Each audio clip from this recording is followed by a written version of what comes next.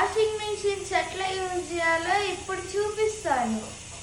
Mummy అమెరికాలో బట్టలు మురికి ఎలా వదిలించాలో తెలుసా? ఫస్ట్ లిక్విడ్,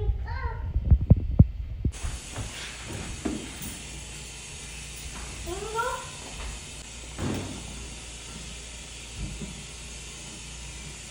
ఇప్పుడు వాష్ చేయాలంటే 6 కాయిన్స్ వేయాలి. మిన్న కాయిన్స్ వేయమ్మా. మనకు 6 క్వార్టర్స్ కావాలి. సో నేను ఇప్పుడు 6 క్వార్టర్స్ పెడుతున్నాను.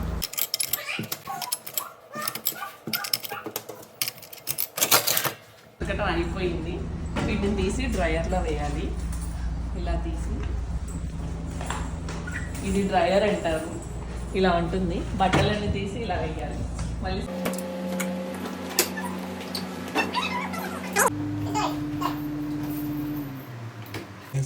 ఇలా పెట్టాలండి. ఇలా 6 గీతల్లాగా ఉన్నాయి కదా, ఒక్కొక్క కాయిన్ ఒక్కో దాంట్లో సెట్ చేయాలి.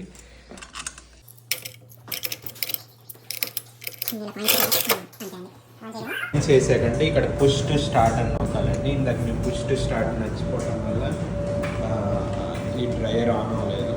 ఇప్పుడు డ్రయర్ ఆన్లో ఉంది, సౌండ్ వస్తుంది అనుకుంటా. డ్రయర్ అయిపోయినాయి.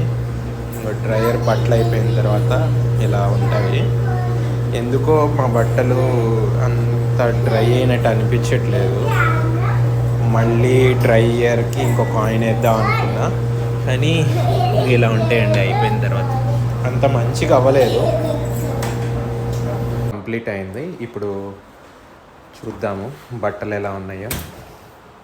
చూడండి ఎంత వేడిగా ఉన్నాయన్నమాట. బట్టలన్నీ ఎండిపోయినట్టు. యాక్చువల్గా ఏంటంటే మేము 3 సార్లు డ్రై చేసాం. బట్టలు మేము అనుకున్నంత డ్రై అవ్వలేదన్నమాట. ఇదండి ఇది